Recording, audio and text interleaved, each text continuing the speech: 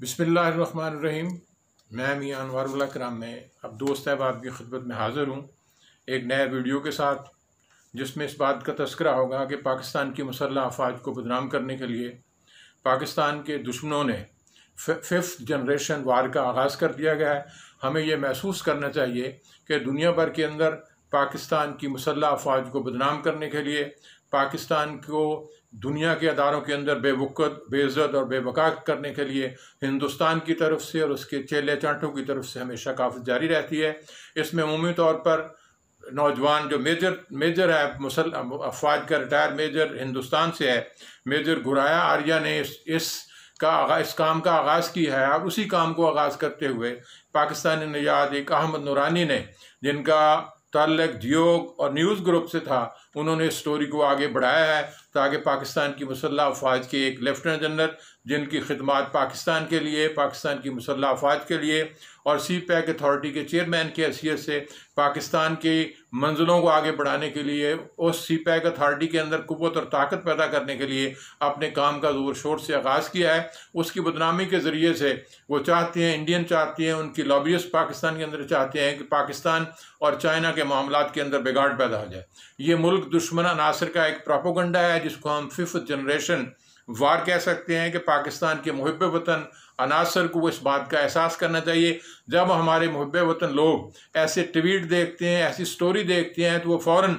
उस स्टोरी पर यकीन की हद तक इतमाद करके उसको फारवर्ड करने की कोशिश करते हैं। मैं ये समझता हूँ, जब भी किसी दुश्मन मुल्क के अनासर की तरफ से पाकिस्तान की मुसल्लह अफवाज के बारे में, पाकिस्तान के बारे में कोई ऐसा इक़दाम किया जाए, तो हमें सोच और फिक्र करना चाहिए। हमें तनकीद करते हुए इस बात पाकिस्तान की सालमियत को मलूज़ खातर रखना चाहिए। मैं ये समझता हूँ कि पाकिस्तान की मुसल्लह अफवाज मुहिब वतन अफवाज हैं। इनकी खिदमत सैलाब की सूरत में हो और इसके साथ ज़ल्ज़ले की सूरत में हो, पाकिस्तान के दफ़ा की सूरत में हो, हमारे सपूत, हमारे सिपाही अपनी जानों का कुर्बानी देकर पाकिस्तान के मुल्क की हिफाजत करती हैं। और एक बात हमें हमेशा ज़हन के अंदर याद रखनी चाहिए, जिस कौम की मुसल्लह अफवाज उस मुल्क के अंदर बहुत बेतौकीर कर दी जाए, उनकी इज्जत वक़ार को खाक में मिला दिया, वो मुल्क दुनिया के अंदर कायम नहीं रहते। और पाकिस्तान की बका का इंसार यहाँ मुहिब वतन आवाम पर इंसार है, वहीं उससे ज़्यादा पाकिस्तान की मुहिब वतन मुसल्लह अफवाज, जिनकी कुर्बानियाँ हर जगह मौजूद हैं, हर अदारे के अंदर मौजूद हैं, उनके बारे में अगर कोई राय कायम करता है तो हमें उसके बारे में बहुत मुस्बत सोच रखनी चाहिए। और अगर इसके बाद में पाकिस्तान की बका जो है वो मुसल्लह अफवाज की बुनियाद पर, पाकिस्तान की बुनियाद, और जिन ममालिक के अंदर बतौर मिसाल अफगानिस्तान के अंदर, इराक और शाम के अंदर उनकी मुसल्लह अफवाज ख़त्म हुई, आज भी मुल्क अपने पाँव पर खड़े नहीं हो सके। इसलिए हमें समझना चाहिए, जो कौम अपनी मुसल्लह अफवाज की इज़्ज़त व वक़ार का लिहाज रखती है, वो कौमें इस दुनिया के अंदर पनपती हैं, आगे बढ़ती हैं, मुआशी तरक्की करती हैं, समाज के अंदर अपने आला अदारों के अंदर खिदमत करती है। पाकिस्तान की बदकिस्मती यह है कि जब भी पाकिस्तान में कोई बड़ा वाक़या पेश आता है, जिस तरह साना मशरक़ी पाकिस्तान पेश आया था, तो पाकिस्तान अवाम को ये चाहिए था, हमारे अदारों को ये चाहिए था, जिस तरह महमूद रहमान कमीशन की रिपोर्ट हम शाये नहीं कर सके, उसमें हम ज़िम्मेदार अफराद का तयन नहीं कर सके, उनको सजा देने दे। उसी तर्ज पर जब कारगिल का एक बड़ा हादसा पाकिस्तान को पूरी दुनिया में बदनाम किया गया, पाकिस्तान के वक़ार को मजरूह किया गया, उस पर भी हमने कोई कमीशन नहीं बनाया। कमज़ोर पाकिस्तान की सियासी जमातों ने, सियासी हुकूमतों ने कमज़ोरी का मुजाहरा करके, इसलिए हम उन लोगों को कैफ़र किरदार तक नहीं पहुँचा सके जो कारगिल और हमूद मशरक़ी साना मशरक़ी पाकिस्तान के ज़िम्मेदार अफराद थे। हमें चाहिए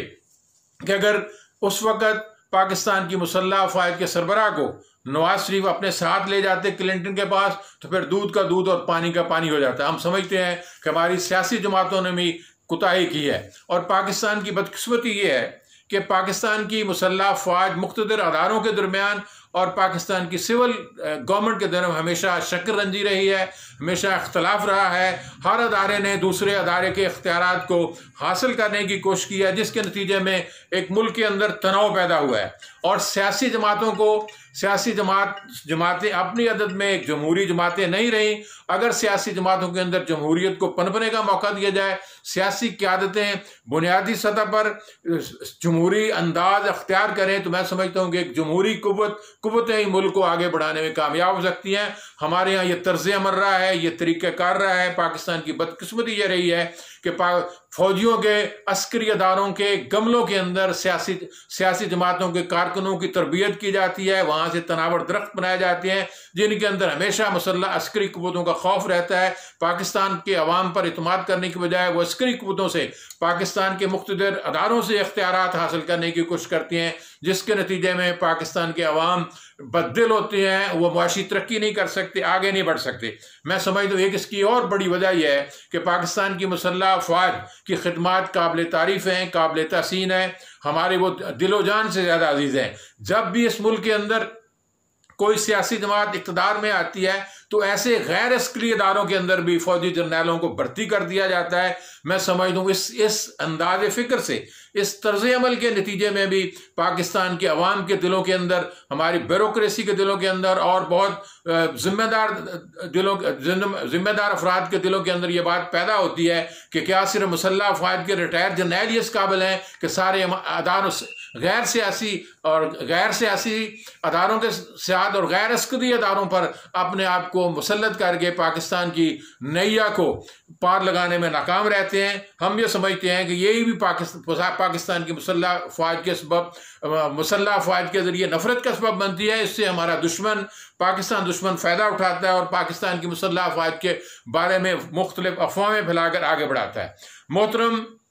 अहमद नूरानी के जो इल्ज़ामात मोहतरम सलीम बाजवा के खिलाफ इल्ज़ामात हैं वो बड़े संगीन नौइयत के हैं। उन्होंने उस पर करप्शन के चार्जेस नहीं लगाए, उस पर बददियानती के चार्जेस नहीं लगाए, बस ये बात कही है कि उनके भाइयों का, उनके ज़ोकारब का बहुत बड़ा बिजनेस है अमेरिका के अंदर और पाकिस्तान के अंदर भी उसकी ब्रांचें हैं। जब वो सदर्न कमांडर के कमांड थे तो उनके बेटों ने वहाँ बहुत सी कंपनीज बनाई हैं जिसके नतीजे में मालो मनाल कमाया। मैं समझता हूँ ये इतना बड़ा संगीन इल्ज़ाम है, ये सलीम बाजवा की ने बड़ी जुर्रत के साथ, दिलेरी और बहादुरी के साथ इस अपने ट्वीट के जरिए इसका जवाब दिया है। मैं समझता हूँ ये इतना काफ़ी नहीं है। सलीम बाजवा को पाकिस्तान की फ़ौज के वक़ार को बाहर रखने के लिए, अपनी और अपने ख़ानदान की इज़्ज़त को, वक़ार को बाहर रखने के लिए अपने आप को अदालतों के सामने पेश करना चाहिए और फिर अपने भाइयों के ज़रिए या खुद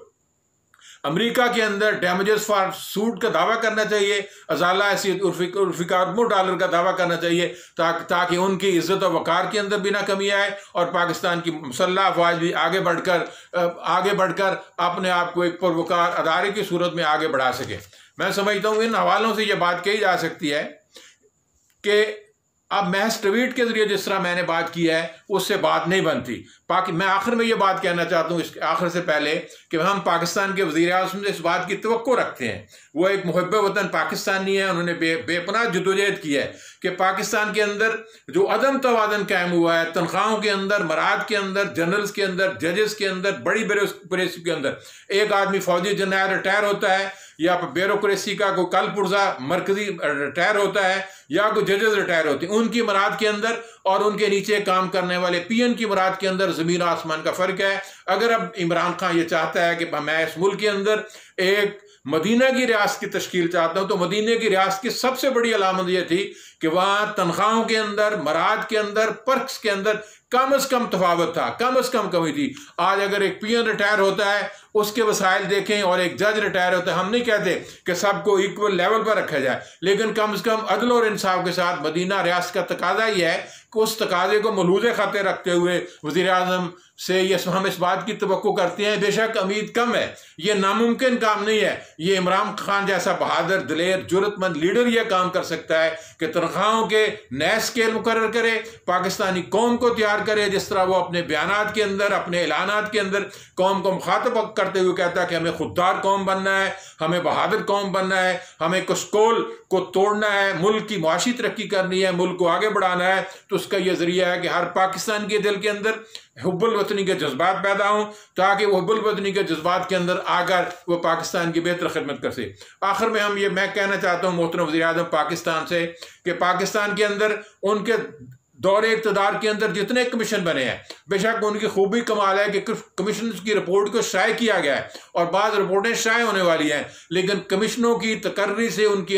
इंक्वायरी कमीशन की वजह से पाकिस्तान के गरीब आवाम को कोई फ़ायदा नहीं पहुँच सका। चीनी के रेट आसमान की बुलंदियों की तरफ जा रहे हैं और बिजली और गैस के रेट बढ़ रहे हैं और बहुत से ऐसे मामलात हैं। शुगर माफिया ने कंट्रोल कर रखा है, आटे का रेट कम नहीं हो रहा है। हम ये समझते हैं कि वज़ीर आज़म पाकिस्तान को ब्यूरोक्रेसी के हवाले से, अपने नुमाइंदों के हवाले से इन महंगाई के अमल पर कंट्रोल करना चाहिए। पाकिस्तान के गरीब अवाम मर रहे हैं, मजदूरों को बेशक हम समझते हैं कि मोहतरम